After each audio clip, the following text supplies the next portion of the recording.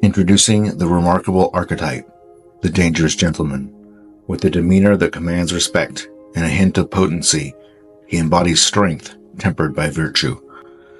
Though his capabilities could veer towards danger, he channels his power for noble causes, serving others and safeguarding those in need. Rooted in a profound love for both God and humanity, he navigates life with discipline and purpose. In his presence, one witnesses the harmonious blend of power and benevolence, a testament to the true essence of masculinity.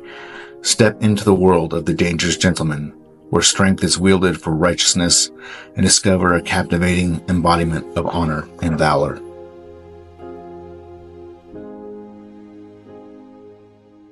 So I kind of feel like a pastor today.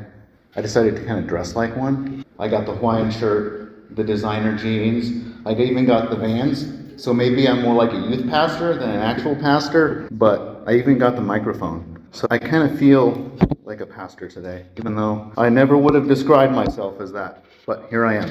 So last week we started talking about like the principles and the idea and of community, and Jared is laughing at me for some strange reason. But we're going to continue on the topic of community this week, but I thought I'd start with a joke. And if you ever met my dad, he told this joke. I probably heard this joke 100 times growing up.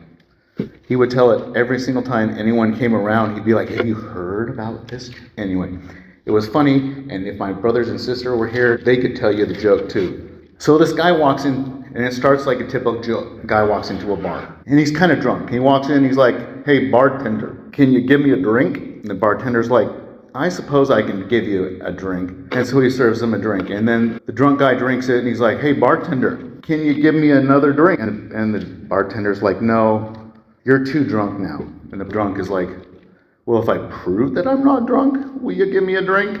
He's like, "Okay, what do you want?" "Give me 5 empty beer bottles." And so he takes 5 empty beer bottles and he stacks them up perfectly. Like, I couldn't even do that sober. And the bartender was so impressed. He's like, "Wow, all right, I will serve you another drink." And so he has another drink, and then the drunk's like, "Hey, give me another drink." He's like, "No, you're too drunk now. I know you're too drunk. I'm not going to serve you another. So you're going to have to go." So the drunk guy starts walking out of the bar, and the bartender stops him and says, "Hold on a second. I was so impressed by your trick. I'm going to give you a prize. I'm not going to serve you a drink, but I will give you a prize." And so he reaches into an aquarium he has behind the bar, and he pulls out a turtle and gives him this turtle. And the drunk guy's like, "Okay, whatever," and walks out the door. Drunk guy comes back into the bar a couple days later, same bar, different bartender. And he's like, "Hey, give me a drink." And the bartender's like, "Okay, I'll serve you one drink." And so he serves him a drink. And he's like, "Hey, give me another drink." And he's like, "No, you're too drunk." He's like, "No, if I can prove that I'm not drunk, will you give me a drink?" And he's like, "Well, give me a stack of playing cards." So he gives him a stack of playing cards, and he builds this big elaborate house out of playing cards. And the bartender's like, "I mean, you called me, so here." He gave him another drink. So he has another drink, and he's like, "Hey, give me another drink." He's like, "No, now you are too drunk." So the drunk guy starts walking out the door, and he's like, "Hold on a second, aren't you going to give me a prize?" And the bartender is like, "A prize?" He said, "Yeah, the bartender last week gave me a prize." He's like, "Well, what did he give you?" "A ham sandwich on a hard roll." He ate the turtle. All right, so, and since I'm a doctor as well as being a pastor today, we're going to talk about some science. How many of you, this is actual science, this was a study that was published on PubMed, which if you know what PubMed is one of the largest clearinghouses for scientific research out there. And it is about the power of prayer. And so they did this study and they released it back in like 2001, 2002. How many of you believe prayer works? How many of you believe prayer works over a distance? How many of you believe prayer works, like you can pray for things in the future? How many of you believe you can pray for things in the past, for things to change in the past? So this was a really interesting scientific study. They took a bunch of people, it was in Italy or Spain. And so there was a bunch of people, they took like 3,000 people between like 1990 and 1994 that had all been hospitalized for a blood infection, a specific infection. And then in the year 2000, they took this list of names and blindly assigned these people's numbers to intercessory prayer. So this is anywhere from 5 to 10 years after these people had been in the hospital. And these people who were praying didn't know the outcome. They didn't know what they were even praying for. They just said, pray for these people. And that were prayed for 10 years in the future had better recovery rates than the people who weren't prayed for 10 years in the past. They spent less time in the hospital. They had less interventions in the hospital. So this is like in the year 2000, people praying over a random list of names and numbers from 10 years prior. Their prayers in the future had an effect on them in the past. When I heard that, I was like, that's wild. But it was like, if you know much about scientific research, if you've ever taken a biology class or a statistics class, Bethany knows, she's taken statistics, like it was unequivocal evidence. Like there was a statistically significant difference between the people who were prayed for and who were not prayed for. How it works, I don't know. Mormons believe they can pray for dead people, but these were not Mormons. All right, before we get on into some other stuff, I have one, and this, I have another, because again, I'm a doctor. And I'm also a gym guy. So this is a scientific study about the consumption of protein. And this very much has to do with the idea that we're going to talk about the rest of today. So there was this study they did on the consumption of protein, which protein is widely considered to be like the most people underconsume protein. And like if you eat enough protein, there's all kinds of health benefits. Well, they released this study that was done in rats that they fed a higher percentage of protein, right? And it was released in Nature magazine. And so Nature magazine runs this article about how protein and these rats developed this certain marker for heart disease. So Nature magazine releases this article about how the overconsumption of protein can give you heart disease. And not only did it run in Nature magazine, it got run on every major media news platform in the country that the overconsumption of protein is going to cause heart disease. And if you put your tinfoil hat on, the increased consumption of protein makes you stronger, makes you healthier, it increases your testosterone levels in males. This is all quantifiably proven in science, is that protein has all these positive benefits. Well, they're also trying to get us to stop eating red meat. They're also trying to get us to eat these grain-based diets. So here's this scientific study that gets put out that backs up what they're saying about consuming too much protein. Well, if you dig into it a little bit, first of all, these rats were genetically bred in order to have certain genetic traits that made them more susceptible to heart disease in the first place, so they could be used to study certain things. So these rats were already genetically predisposed to having heart disease. Plus, if you look at the protein that they were feeding them, it was like that boost stuff that they give to people, like that you can buy, that's loaded with seed oils and soy proteins and all of these other things. So it wasn't even good quality protein. But what did they do? They took that one little piece of information and they twisted it to try to promote and push their agenda. So this is all going to come back, and we're going to roll this back into the idea of community later on. I just wanted to get that out there. And we're going to talk a little bit about, I know I said I was all done laying the groundwork, but there was a couple other things that I wanted to get in here. The idea of eschatology. Does anyone in here know what eschatology is? I know some people do. Eschatology is the study of the end times. What you believe about how the world is going to end and Jesus coming back. So there's a couple of major camps when it comes to eschatology. There's premillennial, which means that everyone, how many here believe Jesus is coming back? How many of you here believe Jesus is coming back soon? How many of you believe that the book of Revelations hasn't happened yet? So that's premillennial theology, which means we believe that Jesus and his millennium is coming in the future, and that we're waiting for Jesus to come back, and he's going to save us, and he's going to bring his kingdom to the earth, and he's going to rescue us, and the world is going to continue to crash and crash and crash and crash until Jesus is back. The idea that there's postmillennial theology, which is the belief that the Bible is true. No, I won't get into all that, but the idea of postmillennial theology is that pretty much everything that it talks about in the book of Revelations already happened within the first 100 years after the book of Revelations was written. There are scriptures where Jesus says that this generation will not pass away before these events have happened. And a whole bunch of the events that are described in the book of Revelation happened when when Jerusalem was sacked in 70 AD. And so there's a lot of historical backing up. There's a whole book about it called Paradise Restored that lays out the whole idea of postmillennial theology, and so the basis of postmillennial theology is that Jesus has came and his kingdom is established and is continuing to be established, and it is our job to bring that to the earth. Like, he's already done it. And so in Matthew 28, 18 through 20, everyone knows it. It's the Great Commission. And Jesus came to them and said to them, "All authority in heaven and on earth has been given to me. Go therefore and make disciples of all the nations, baptizing them in the name of the Father and of the Son and of the Holy Spirit, teaching them to observe all that I have commanded you. And behold, I am with you always to the end of the age."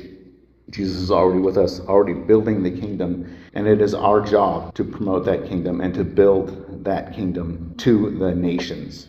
And so postmillennial theology talks about the idea that we are to bring God's kingdom to earth, that it is our job. We are not waiting for Jesus to come in and swoop in and save us from all the horrible things that are around us. We're supposed to bring change to the world. And so why does it matter? Why does postmillennial versus premillennial theology matter? Well, like I said, premillennial theology is waiting for Jesus to come. And I know that you can have premillennial theology and be trying to build the kingdom on the earth, but like the underlying foundation is a lot harder for me to wrap my head around. I grew up in a premillennial church where they preached about the rapture and Jesus coming back, and watching those movies on Wednesday night service about two people walking down the street and one of them gets snatched up and you're left there, and your friend gets snatched up and I was terrified as a child. I had a dream where I was standing in line waiting to go to heaven, and I got sent. I didn't make it to heaven. And so I spent until I was about 16, 18 years old, like living in fear that I was going to sin one time and not make it into heaven. And then I learned about postmillennial theology, and I'm like, oh, all right. So in premillennial theology, we're waiting for Jesus to come. And yes, like I said, there are people who believe in premillennial theology that are doing work on the earth. But postmillennial theology is the idea that we are to bring the kingdom. And however long that takes, we're going to do the work. So I believe that Jesus has a plan, and it might be thousands and thousands of years in the future. I don't know, but I don't think that the world is anywhere ready for Jesus to come back yet. Because I don't believe that Jesus comes back when the world is at its worst. I believe that Jesus comes back when the world is at its best. So that's laying all the groundwork for talking a little bit more about community. So then there's the idea that there is a community, and then you can be in community. And this word can be bastardized, right? Like, people call their gym their community. And there's some truth to that. Like, I have some groups of friends that I talk to online, and so we have our community. Our group chat is a community. The gym is a community. This church is a community. Like, there's the community in my office. Like, that is in some ways a community. Or there's the idea of actually living in a community, like where your life is being shared with other people on a significant level. Because nowadays, with the advent of the internet, you can have the weirdest, just out there ideas, and you can find someone somewhere in the world that believes or thinks like you, or a whole group of them. Like, if you're into furry-based RPG games, you can find a group of people that are into that. Jared, there's others out there like you. But we can find a community for just about, which is how all these people who are like 3D printing community. Anyway, there's all these different little groups that pop up, right? And they're all online. They're not really, yes, there's some community aspect to them, but how many of those people actually have someone's back? Like, if push came to shove, would you fly across the world for one of those people you met on one of those online forums? No. But would you drive across town to help your neighbor? Yeah. So in a community versus in community. So in a lot of the stuff that I've been listening to recently about like theology, and they talk a lot about, and this goes right along with postmillennial theology, is building a new Christendom. And so they talk about Christendom 1.0, which is like what a lot of people refer to as the Dark Ages and the time of the Crusades and stuff like that. And if you actually go back and study the history, it wasn't dark.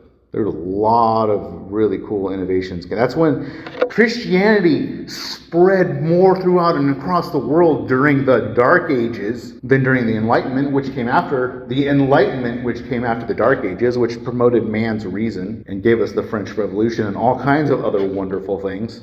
Communism, evolution, that was all in the Enlightenment age. Prior to the Enlightenment, people believed that Christianity was the dominant religion. Christianity fought evil. Christianity fought off the Muslims for 1,000 years. They were trying to invade and take over the world. And don't buy into the idea that Islam was founded in peace. That Muhammad, I can't remember the exact number, but for the first 20 or 30 years after he founded Islam, he had like 100 followers. And then he decided he wanted to start taking people over by force. And so Islam grew by thousands and thousands and thousands of people by conquest. That's how Islam spread.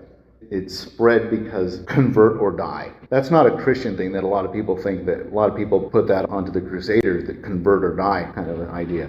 Well, that was a Muslim idea. That's how Islam spread throughout the world. So why do I talk about that? Why am I talking about this original Christendom? Well, one of the greatest heroes during the original Christendom was King Alfred the Great. He's the only king in the entire history of England that is known as the Great. All the other kings just have numbers behind their name, but Alfred was Alfred the Great. And so a little bit about Alfred. Alfred was the fifth son in his kingdom. And at the time, England wasn't one united country. There was like 5 different kingdoms. And he was the fifth in line for the throne. So when the Danes came, when the Vikings, and as much as I hate to say this about my Viking ancestors, they were not the greatest people. But they came and they took over. They were pretty brutal. But we wouldn't be where we are today without the Vikings, good or bad. And the point that one guy made is like, yeah, all those barbarians, guess what eventually happened to all those barbarians? They all bent the knee to the gospel eventually. And so I take a little bit of pride in that, although I wasn't there.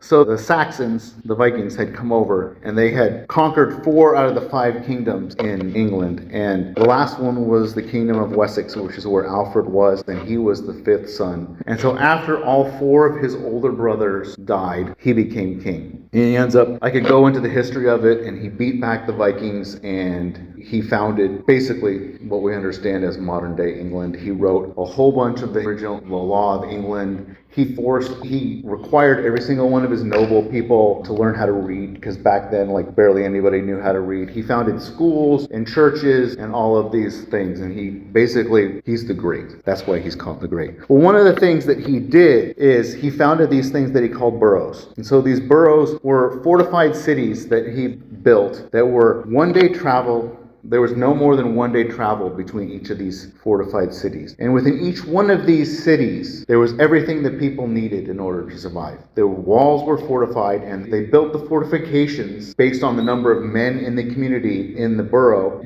so that they could adequately defend the wall. And there was a church in there and everything that they needed, right? And so they could just travel back and forth. And this was how because the Danes and the Vikings, they were still there. They were still trying to come in, but it was through these series of fortifications that Alfred built these cities that he helped to establish the English kingdom and fought off the invaders over and over and over again.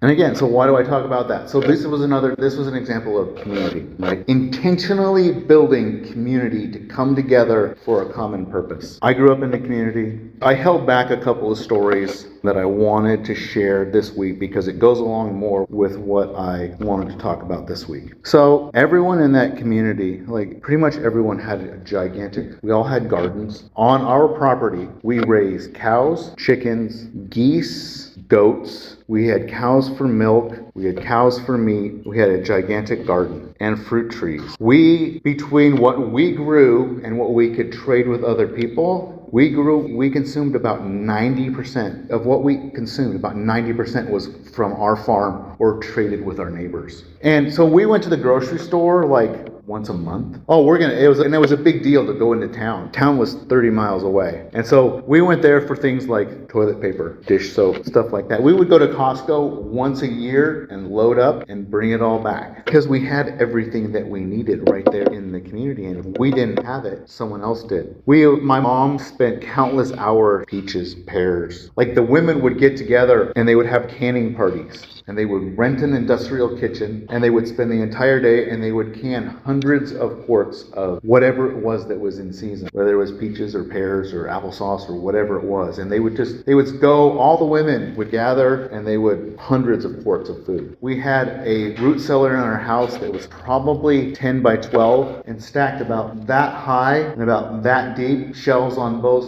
either side and in the middle, that was full of canned goods. And the young women would go work with the older women, and they would help them can food or preserve food in whatever way. I remember one time my mom was making salsa, and my mom is a lightweight. Like, my mom thinks Doritos are hot. Not spicy Doritos. Regular Doritos are spicy for my mom. And so I walked in one day when she was making salsa. Yeah. I walked in one day when my mom was making salsa with one of the young ladies, and they're like, "We put so much peppers in this. We can barely eat it. We were going to put hot on this." And I went over there and I started eating it by the spoonful. I'm like, yeah, like, this doesn't even register. This is like spaghetti sauce with green peppers in it. My mom wanted to call. Anyway, just a funny story. We used to raise all of our own chickens for eggs and for meat. And so once a year, we would butcher about 50 chickens in one day. We had a whole system. We all had our job. My niece was the one that captured the chickens. I was the head executioner. So we had these special cones where you took the chicken by the legs and you would drop them down in and pull their head out, cut their throat, let them bleed out. I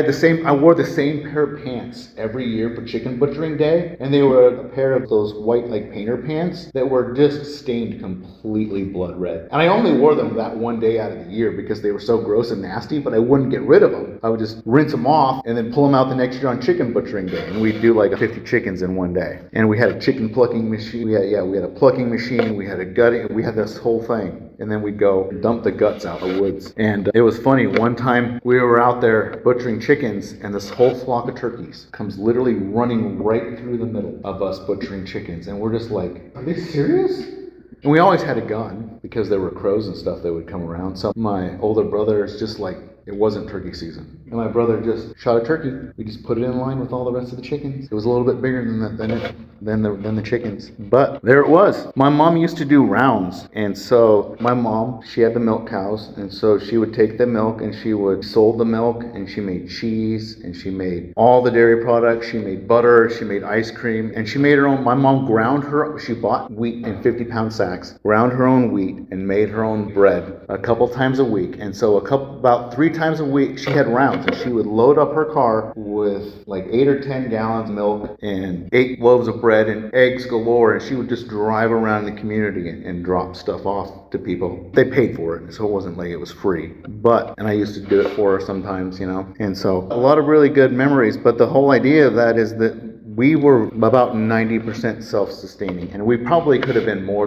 Most of the stuff that we got was stuff that we could do without. It wasn't necessary. So that was and now I'm here, and I don't have all of that, and I miss that. But I found myself a great beef guy. I found myself a really good hog person. I got eggs. I got milk. I got all of that stuff that I have found locally. And I know there's a few other people in here who have started to do that. Who in here has started to try to look for local beef and stuff like that. So, and the beef I get from Juan, it's just another level of good. Plus, I know that it's not loaded with chemicals. And I know that it's not loaded with all the nasty stuff that they feed them. And so, I still got meat from the store sometimes because I can't keep up. So I wanted to read. So all of this, I'm saying, the world is getting kind of crazy. And even our food supply at times seems to be a little bit unstable. And prices are going up.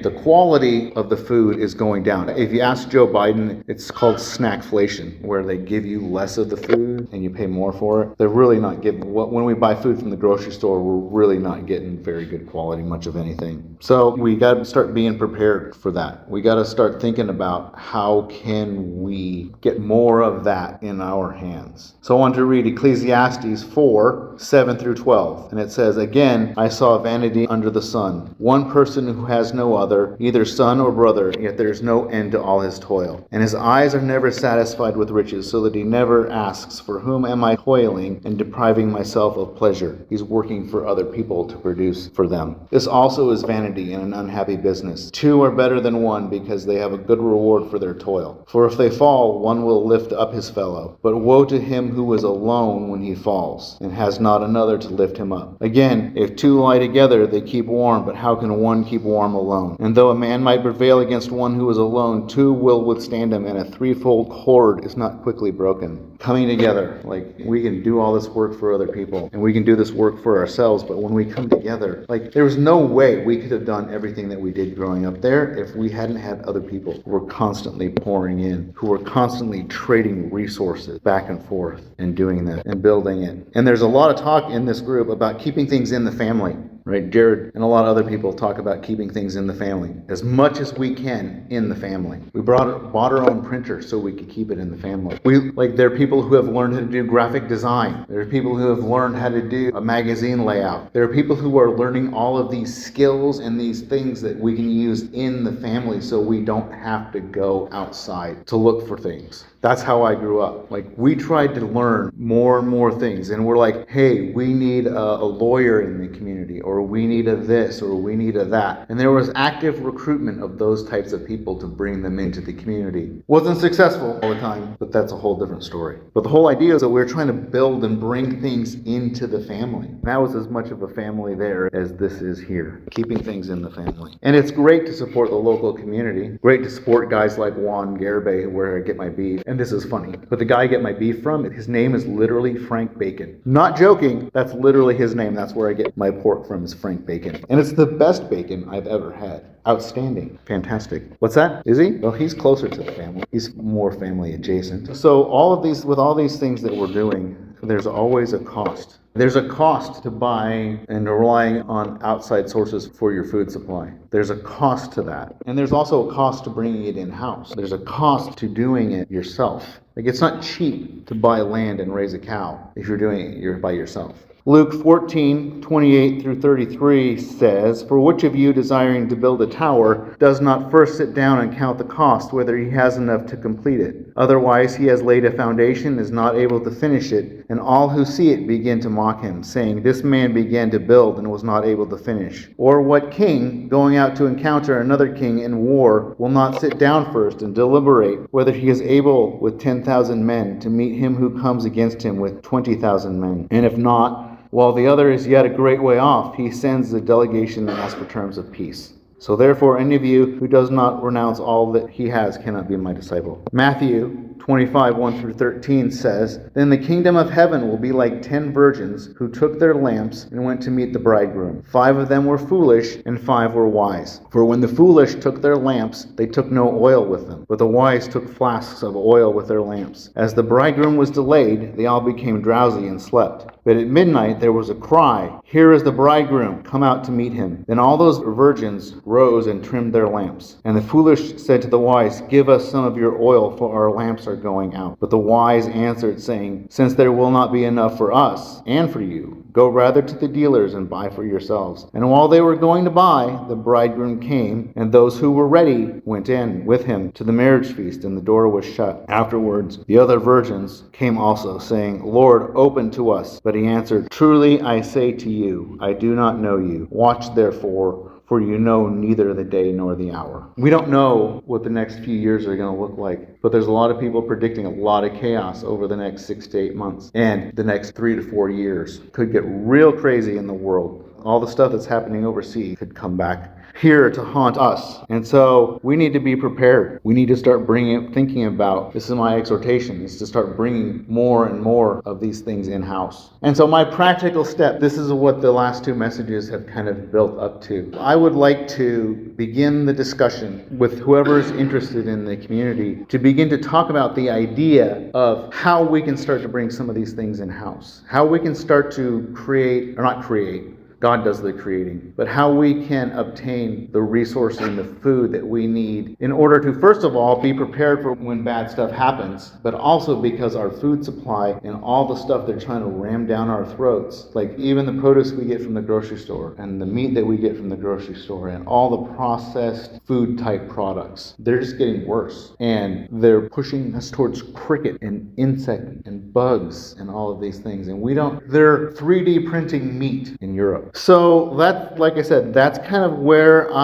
this last 2 weeks have been kind of leading up to. I would be interested in beginning some dialogues about how maybe we can start to pool some resources and maybe start thinking about some places where we could run a few cows rather than me, because as much as I love buying beef from Juan, I would much rather buy beef from one of you, chickens from one of you, my eggs from one of you. Buy a piece of property together, plant a big garden, run a few cows, run a few pigs. And if we all did it together in community, we could really go a long way. Three-strand cord is not easily broken. So anyone who might be interested in something like that, or at least beginning the dialogue, let's open that up. Let's open up that dialogue. Let's start thinking about how we can bring these kinds of things into the family more and more. And that's about all I have to say.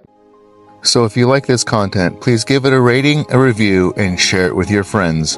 Also, if you'd like to learn a little bit more about me and what I'm all about and what I can maybe do for you, check out my website at thedangerousgentleman.org. That's thedangerousgentleman.org. Thank you for listening.